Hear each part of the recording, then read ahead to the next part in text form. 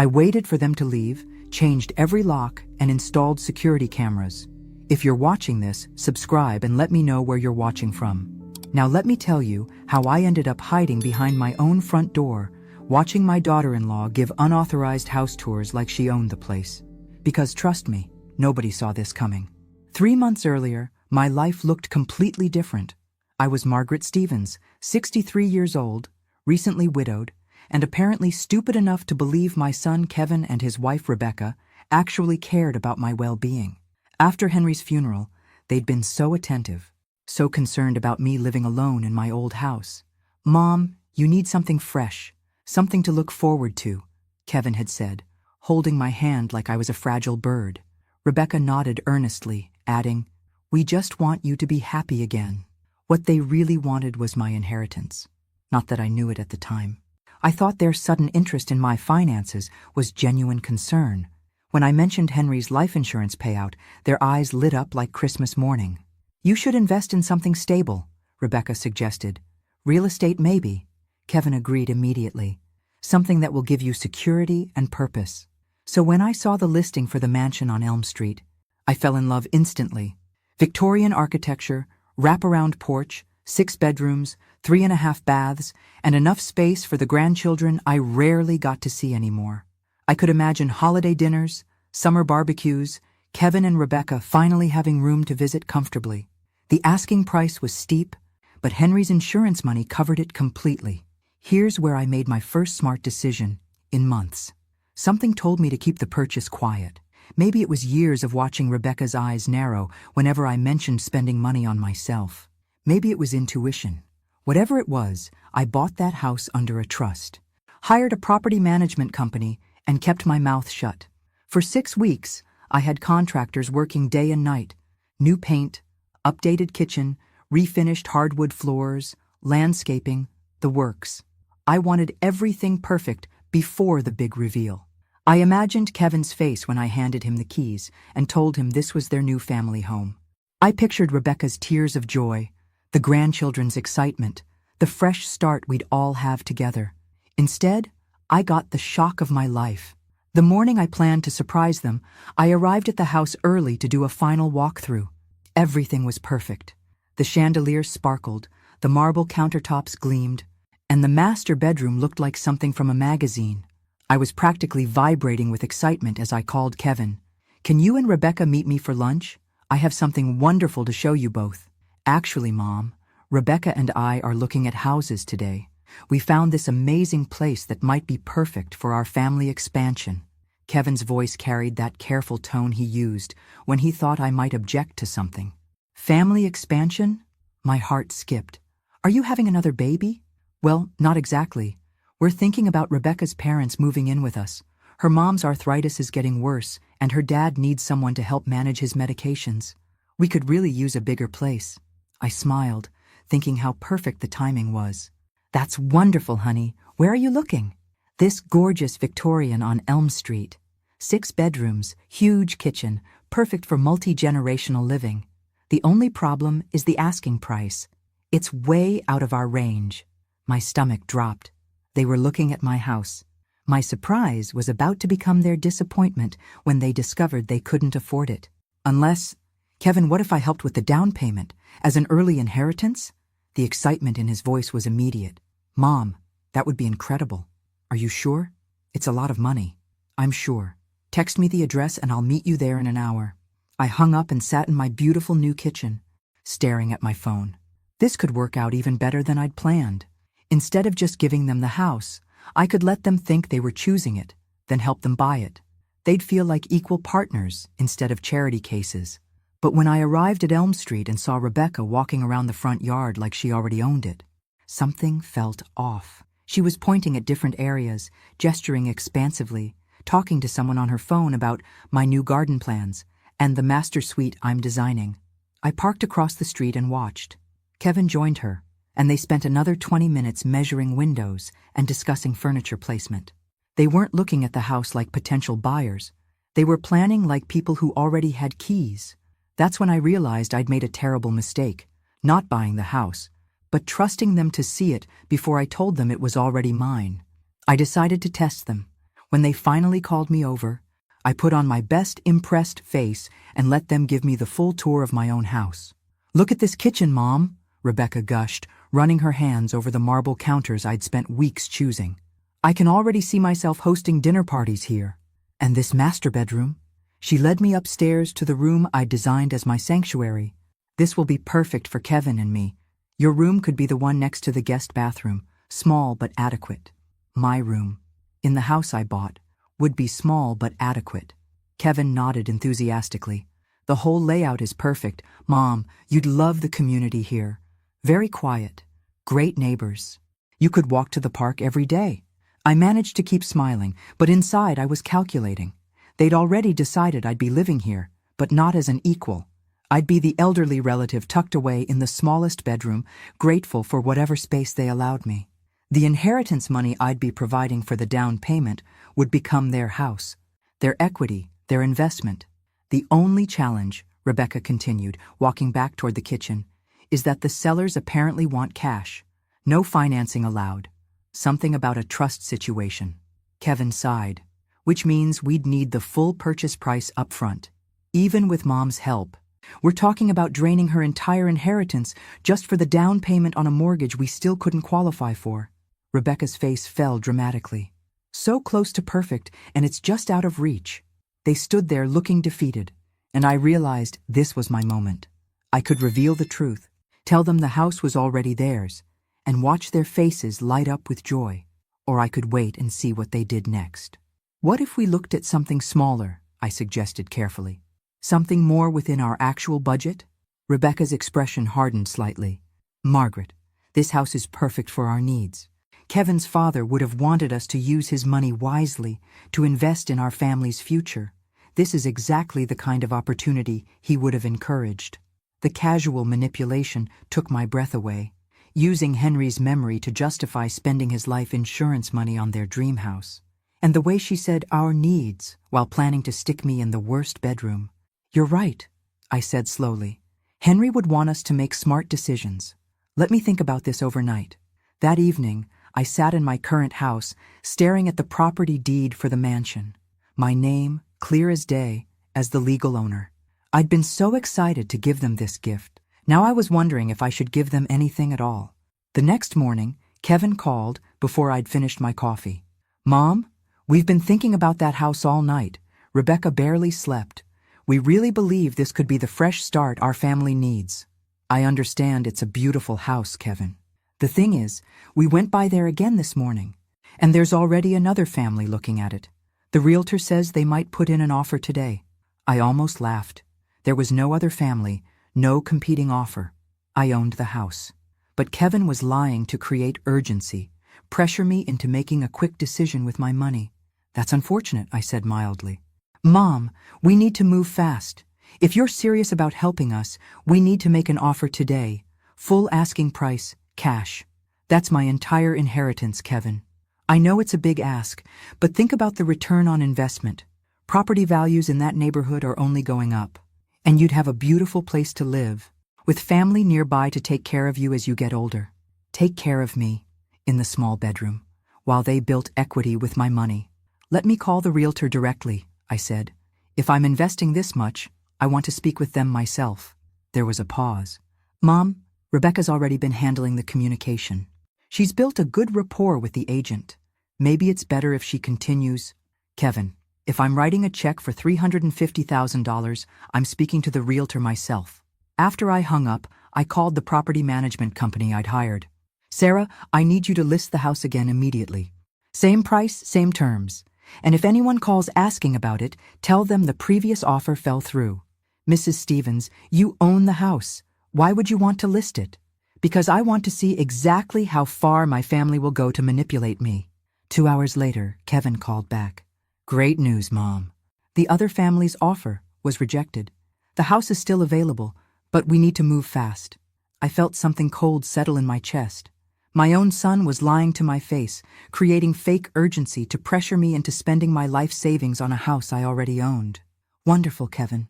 Set up a meeting with the realtor for tomorrow. All 3 of us should be there to discuss terms.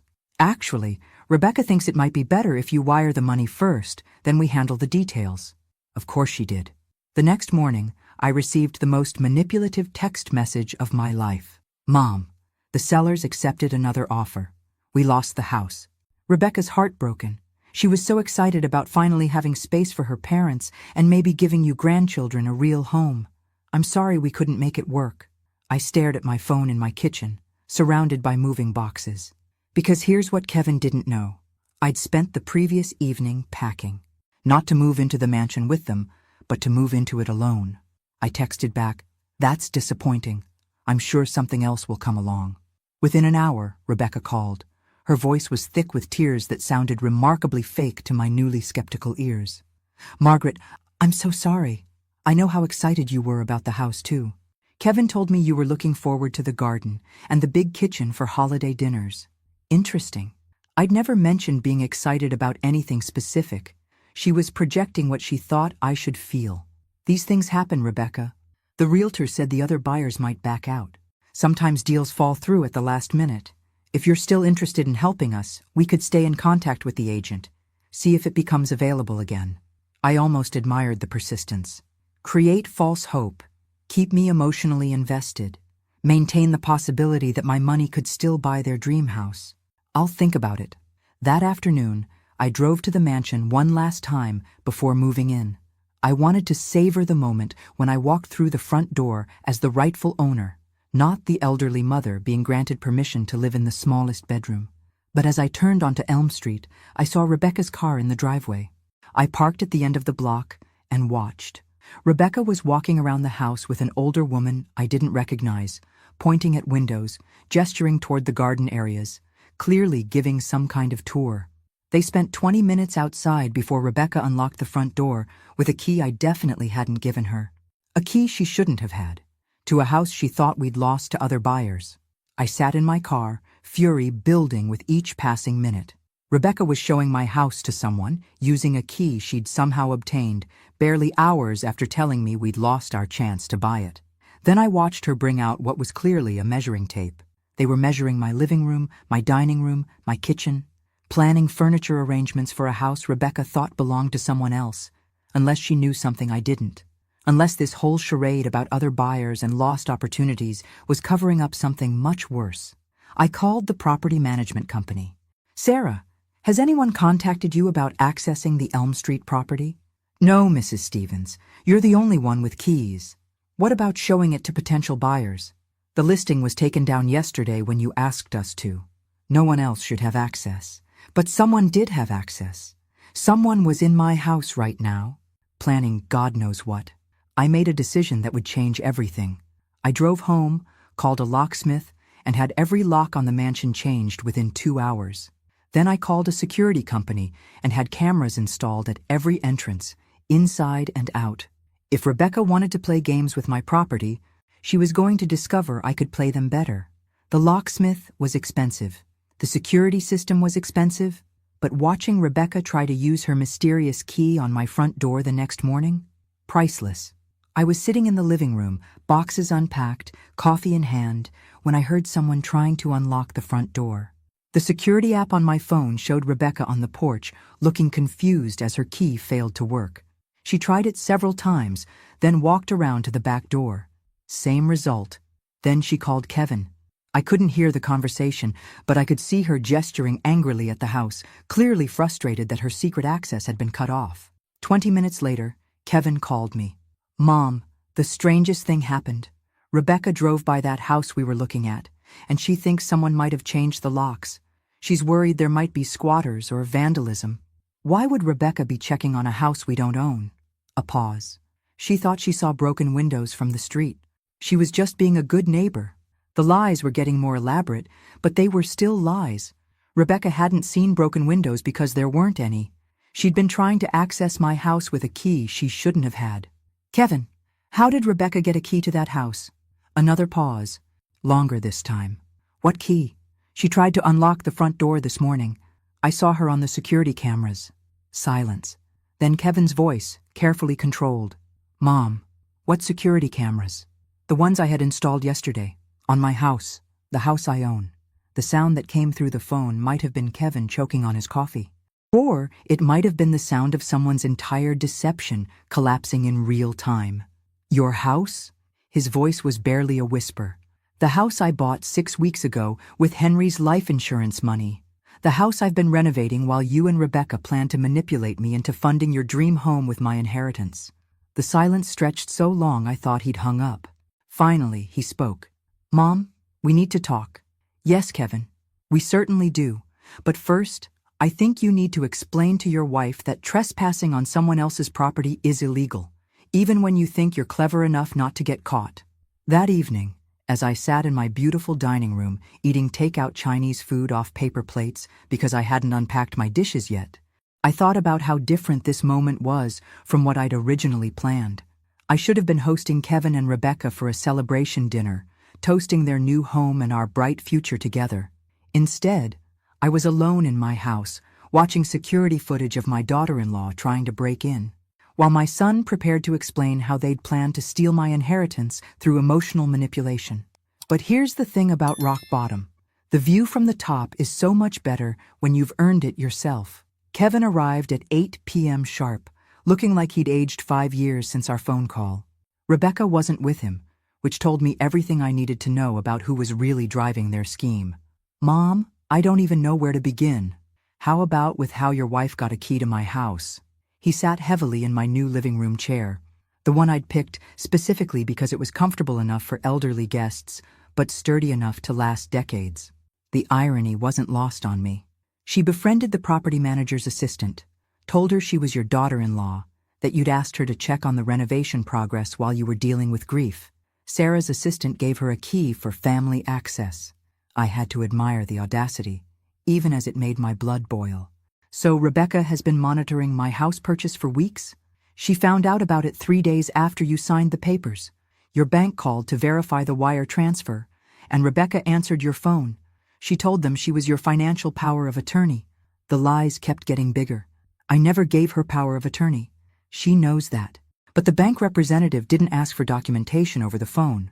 Rebecca got enough information to figure out what you'd done. I poured myself a glass of wine, noting that my hands were perfectly steady.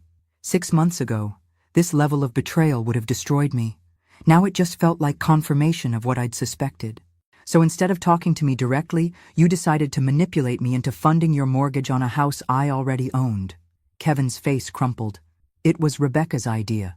She said if we confronted you directly, you might get defensive about spending so much money. She thought if we could make you think it was our idea to buy the house, you'd feel better about helping us. Help you buy a house from myself? We didn't think you'd actually want to live there alone. Rebecca figured you'd eventually want to downsize, maybe move into a senior community. We could buy it from you at fair market value. You'd get your money back plus appreciation. Everyone would win. I stared at my son, this man I'd raised to be honest and kind, and saw someone I barely recognized. Kevin, do you hear yourself? You plan to trick me into giving you money for a house I already owned, then convince me to sell it to you later? When you say it like that, it sounds criminal. Because it is criminal. It's called fraud. He put his head in his hands. We never meant for it to go this far. Rebecca just got excited about the house, started planning, making lists. She thought if she could show you how perfect it would be for all of us. All of us, with me in the smallest bedroom.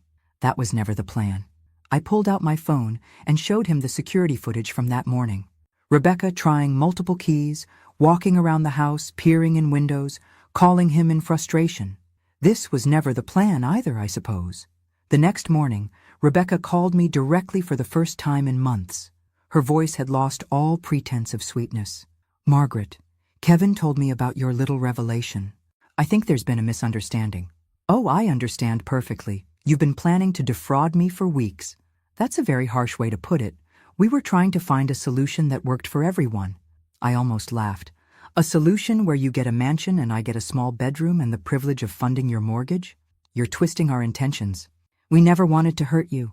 Rebecca, you answered my phone and impersonated someone with legal authority over my finances. You obtained keys to my property under false pretenses. You've been showing my house to other people without permission. What part of that was meant to help me? A long pause. Then her voice changed completely, dropping the fake concern and revealing something much colder. Fine. You want to play hardball? You bought that house to manipulate us. You knew we were looking in that neighborhood, knew we needed more space. You bought it specifically to dangle it in front of us, then snatch it away.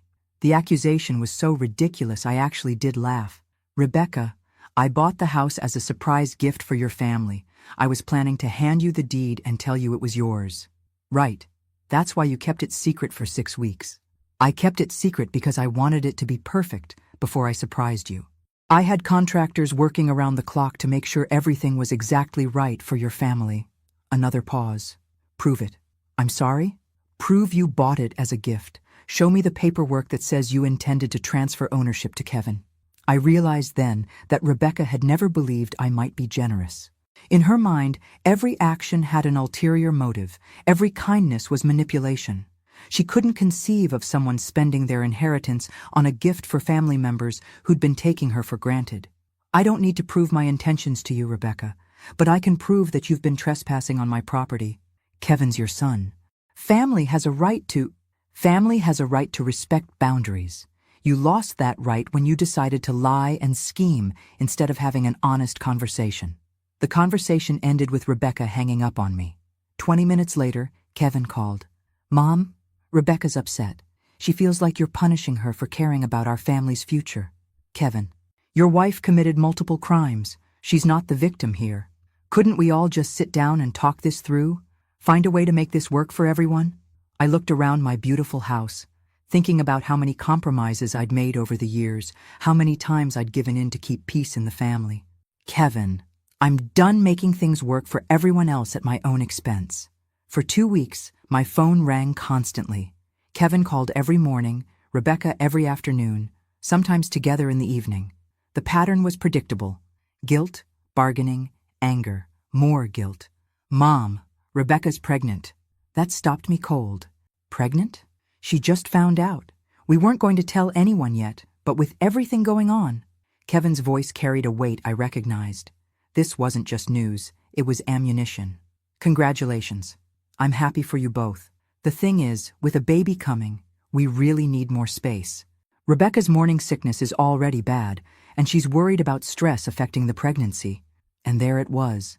The pregnancy card, played exactly when I'd started feeling strong enough to maintain my boundaries. Kevin, I understand you need more space. There are many lovely houses in your price range. But Mom, this house is perfect. Rebecca's already planned the nursery, picked out paint colors. She's emotionally invested. In my house, that she tried to steal from me. She never tried to steal anything. She just got excited about the possibility. I hung up and called my lawyer. If this was going to become a legal battle, I wanted to be prepared. Mrs. Stevens, based on what you've told me, your daughter-in-law may have committed identity theft, fraud, and trespassing. Do you want to press charges? I thought about my grandchild, growing up with a mother who thought manipulation was normal family behavior. Not yet, but I want everything documented in case this escalates. That evening, Rebecca showed up at my door. She looked genuinely terrible, pale and exhausted in a way that suggested the pregnancy news was real. Margaret, can we please talk? Just the two of us. No Kevin, no lawyers, no games. Against my better judgment, I let her in. I'm sorry, she said, sitting on the edge of my sofa like she was ready to run. I handled everything wrong. When I found out about the house, I panicked. Kevin and I have been struggling financially more than we've told you. His business has been slow. I haven't worked since we got married. And we were behind on rent. It was the first honest thing she'd said in months. Why didn't you just ask for help? Because you've already done so much. The down payment on our current place, the car repair last year, Christmas gifts for Kevin when he couldn't afford them. I was embarrassed to ask for more. I understood that feeling. The pride that makes you do stupid things rather than admit you need help. So, instead of asking, you decided to trick me? I thought if I could make it seem like your idea to help us buy this house, you'd feel good about it instead of resentful. I thought I was protecting your feelings. Rebecca's confession should have made me feel better, but it only made me angrier. Because underneath her apology was the same condescending assumption that had driven everything else, that I was too fragile to handle the truth. Rebecca, I've been managing my own feelings for 63 years. I don't need you to protect me from my own generosity. I know that now. I made a mistake. You made several mistakes. Identity theft, fraud, trespassing, lying to my son about your actions. She flinched. Kevin doesn't know about all of it. What doesn't he know? Rebecca looked around my living room, at the furniture I'd chosen, the photos I'd hung, the life I'd built without their input. He doesn't know I've been planning to convince you to sign the house over to us as an early inheritance. For tax purposes. I felt something cold settle in my stomach. Explain. My uncle's an accountant. He said if you give us the house now, instead of leaving it to Kevin in your will, it would save thousands in estate taxes. I thought after we were all living here together for a while, I could bring it up casually. The scheme was even more elaborate than I'd realized. Rebecca hadn't just wanted to manipulate me into funding their mortgage. She'd wanted to manipulate me into giving up ownership entirely. And if I'd refused, I would have suggested that since you were getting older, it might be smart to transfer assets to family members to protect them from potential nursing home costs. Every word made it worse.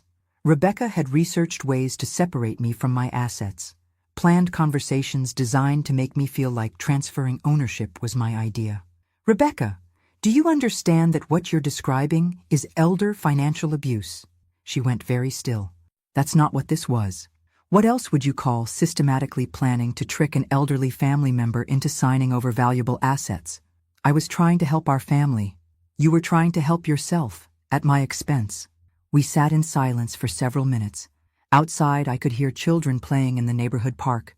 Normal sounds of normal families living normal lives without elaborate deception. What happens now? Rebecca asked finally. Now you and Kevin figure out your housing situation without involving my money or my property. You learn to budget, get second jobs if necessary, find a place you can actually afford. And the baby? We'll grow up with parents who understand the difference between asking for help and committing fraud. Rebecca started crying then. The kind of exhausted sobbing that comes when someone finally understands they've lost everything through their own choices. Margaret, please. I know I messed up, but we could still make this work. You could live here, we could pay rent, everyone could have what they need. I looked at this woman who'd spent months planning to manipulate me out of my home and my money, who was now begging me to let her do exactly what she'd originally schemed for. Rebecca, the fact that you think I should trust you with anything after what you've done tells me you still don't understand how badly you've behaved. 6 months later, I hosted my first dinner party in the mansion. Not for Kevin and Rebecca, who'd moved into a 2-bedroom apartment across town and were slowly rebuilding their relationship with honesty instead of manipulation. Not for Rebecca's parents, who'd apparently found other living arrangements when their daughter's grand plans fell through. I hosted dinner for my neighbors. The couple next door who'd brought me flowers when I moved in, the widow across the street who'd invited me to her book club, the young family at the end of the block whose children sometimes helped me carry groceries. These people, who barely knew me, had shown me more genuine kindness in 6 months than my own family had in years. Kevin and I were slowly repairing our relationship. He'd started calling every Sunday, conversations that were awkward but honest. He'd apologized repeatedly, had insisted on family counseling, and was working to understand how he'd let Rebecca's manipulations poison his judgment. Rebecca and I maintained a polite distance. She'd had a healthy baby girl, my granddaughter, whom I visited once a month under Kevin's supervision. Rebecca was civil during these visits, but I could see in her eyes that she still thought I'd overreacted, that I should have been grateful for her elaborate schemes to involve me in their lives. But the real revelation came from my lawyer, who'd done some digging into Rebecca's background after I'd told him the full story. Mrs. Stevens, I thought you should know. This wasn't Rebecca's first time manipulating elderly family members. Her grandmother signed over her house to Rebecca's parents 5 years ago under very similar circumstances. Fake concerns about property maintenance, suggestions about tax benefits, pressure to make decisions quickly for the family's good. The pattern was clear. Rebecca hadn't stumbled into elder abuse through desperation. She'd learned it, practiced it, perfected it as a family tradition. What happened to the grandmother? She died in a state nursing home 2 years later. The family sold her house immediately after the funeral. I thought about how close I'd come to the same fate. If I hadn't kept the house purchase secret, if I hadn't installed security cameras, if I'd been just a little more trusting or a little more isolated, I would have ended up exactly like Rebecca's grandmother. Instead, I was sitting in my beautiful dining room, surrounded by friends who'd chosen to know me rather than family who'd chosen to use me. My phone buzzed with a text from Kevin. "Mom, Rebecca wanted me to ask if you'd consider being the baby's guardian in our will, in case something happens to us." I stared at the message for a long time, thinking about trust and responsibility and the difference between loving someone and enabling them. I texted back, "I'll consider it if Rebecca completes a financial literacy course and commits to family therapy for at least a year." His response came quickly. "She says that's unnecessary. We just need a simple yes or no." I deleted the conversation and went back to planning my garden. Some people never learn, but some of us learn exactly enough to save ourselves. And sometimes, that's the only victory that matters. Thanks for listening. Don't forget to subscribe and feel free to share your story in the comments. Your voice matters.